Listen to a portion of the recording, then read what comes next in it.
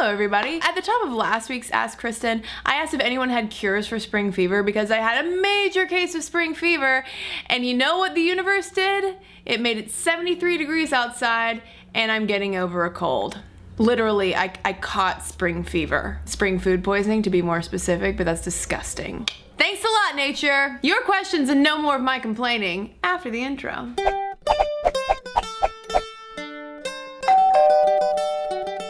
Last week on the show, the question was whether or not millennials are scared of commitment. A couple comments that jumped out to me. Khalees said, I don't see why being married is what you need to do to be considered committed. I don't know if my partner and I will ever get married, but it doesn't mean we're not committed to each other. We just bought a house together. If that doesn't say I want to spend the next 20 or so years of my life with you, then I don't know what does. At the thought of buying a house, Khalees, I think my spring fever just went up a couple of degrees. Layla Kosik also weighed in saying, there used to be the norm of getting married when you wanted to have sex. Now we really don't have this pressure and I like it. People are not forced to be tied together so strongly if they are not ready, and so probably when people are ready and find the right person to marry, those marriages will be happier. One can only hope that if we're waiting longer, that we're being wiser and we're prudent about this massive legal decision that we're making, that is marriage. I clearly win the award for the most romantic woman on the face of the planet. This week's Ask Kristen question actually did not pop up in the Ask Kristen comments, but from another Stuff Mom Never Told You video last week, but I still wanted to talk about it. The question was, how healthy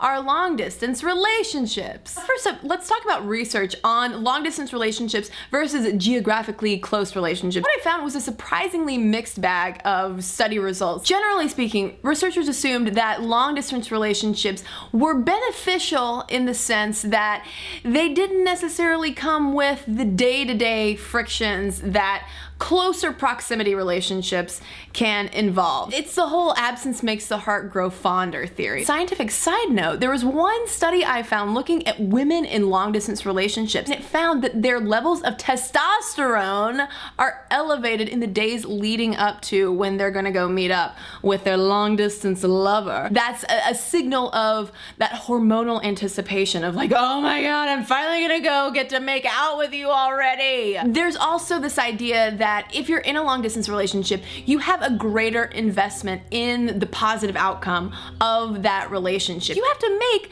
a choice to be in a long distance relationship and maintain that long distance relationship for however long it has to be. That also right there is the downside that researchers often point to. That distance factor can actually make it a little bit tougher to readjust once you are finally living in the same space or living in a closer proximity to each other. For people who have what psychologists term anxious attachment style, the clingier people in relationships, long distance relationships can be really tough. You're not getting that more regular face-to-face feedback. One anecdotal note though, a few years ago, Stuff Mom Never Told You, the podcast, did an episode on long distance relationships, and we heard from so many people who were in long distance relationships that were successful. They all shared a common theme of making that decision to go long distance, but only for a specified amount of time. If they were able to make it work, they were more committed to each other than ever before because they had to get through